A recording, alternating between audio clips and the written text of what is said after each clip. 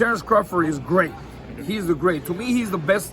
He's the best fighter. He's my favorite fighter of this era because he is. I mean, he's great. He's a great fighter. He's a great technician, smart fighter. But the thing is this, come on, you're gonna go up 2-3 divisions to fight a Canelo Alvarez? Yeah, of course, you know, he has the ability to move around and box Canelo for 4 or 5 rounds maybe.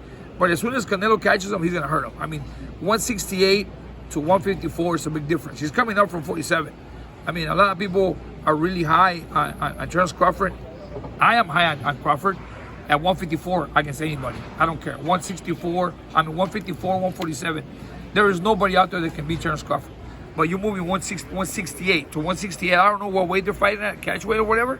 But there's no way. I mean, there's no way that fight will go a distance without Canelo landing a good shot and hurting Terence Crawford.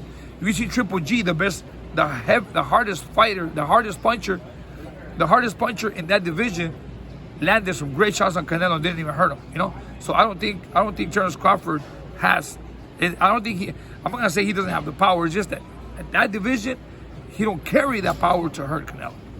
Just my last one, man. Obviously, that Friday beforehand, you know, we got 3 great fights with Teofimo Lopez, Barbosa, Haney versus Ramirez, and Ryan versus Rolly. Just which one of those are you maybe mostly looking forward to, and just what happens in those 3 fights? Who do you think the winner is? I mean, I see Ryan Garcia beating Rolly. I mean, we see Rolly. I saw Rolly lose to that Venezuelan guy. What's his name? Barroso. Yeah, Barroso. I saw him lose against Barroso. I mean, I see Haney. It just depends on Haney. I mean, depends on Haney's mentality after the beating that Ryan put on him. But Jose Ramirez, you know, he's already a little bit past his prime. Even though, I mean, I saw him lose to Barbosa on a very tough fight. But I think Haney should beat Barbosa. No, Ramirez. Yeah, and I see a Ryan and Haney rematch. Coach. And with Teofimo and Barbosa, what do you think? Teofimo and Barbosa, you know what? Stylistically, Barbosa's good. I like Barbosa. He's a good kid, but I think he's a little slow. You know, he's a little slow. He's aggressive. He's there. He's not an aggressive fighter.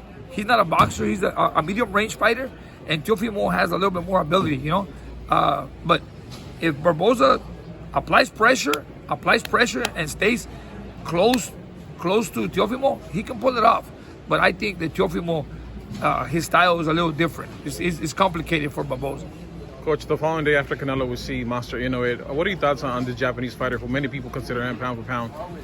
Well, he's there for a reason. I mean, he's tough, he's strong, and he's fighting my boy. He's fighting Ramon Cardenas. You know, I'm training Ramon Cardenas.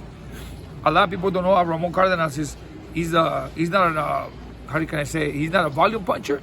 But I can tell you this, man, I've trained a lot of fighters. There's 2 fighters in the division that hit really hard. And that's Ramon Cardenas and MJ Akhmadaliev. Ramon Cardenas hits really, really hard. He's a 122-pounder, but he hits like a 47-pounder. And I can tell you this, anything can happen in the fight. I don't care. I mean, if Neri dropped Inoue with a left hook, I mean, if Ramon Cardenas catches him with a good right hand or a good left hook, he can hurt him. Ramon really carries power on his punches. A lot of people are underestimating Ramon, but Ramon can surprise anybody because Ramon has power to hurt anybody in the first or in the last round. Yeah, we've seen Ramon, obviously, you know, with Golden Boy, so now he's with Pro Box TV. Just what makes him, you know, like you mentioned, besides the power, the skills, his age, what he brings to the table to complicate things. You know what makes Ramon dangerous for this fight? That he's not like other fighters walking in the ring against a monster.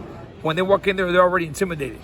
Ramon is not intimidated. Ramon is looking forward to. He's excited. He's motivated, and he says, "I'm not scared." You know, like. And I see a lot of the fighters that walk in the ring before the fight against Inoue, they're already intimidated because they think there is a real monster in there. You know, he's another fighter. Obviously, his IQ is high.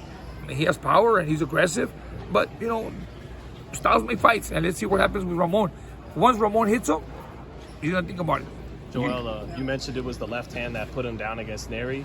Is that the money shot for Cardenas in this fight, the left hook? No, because Ramon, you know what? Ramon has knocked down a lot of the sparring partners with a straight right hand, because when he throws the right hand, he throws it with so much power and force, and he's dropped many sparring partners in the gym with a straight right hand, but he has a really powerful left hook. I mean, any punch that he throws, depending on the moment, he can hurt Inoue with any punch. Not only with a left hook, also with a right hand, because he throws heavy punches. You prepared heavily for Pacquiao multiple times. How do you think Inoue? I know they have different styles, but they're the two best fighters to come from Asia in such a long time. How does Inoue compare to Pacquiao when you prepare for him? You know what? He's more of a basic fighter than Pacquiao. I mean, Inoue is just a right there fighter. He's in front of you. And Pacquiao, you know what? The difference between him and Pacquiao is it's a lot, because getting a fighter ready for a Pacquiao is very complicated, because Pacquiao he's so tense that he beats you mentally before he beats you physically. And Inoue don't. Inoue is right there. He comes to fight. Pacquiao was a fighter that drains you because you don't know when he's gonna come in and when he's not. I remember when he fought Bradley in the third round, first fight, he was tired. And I told him it's not the physical, it's the mental, because Pacquiao is always keeping you on your toes, you know?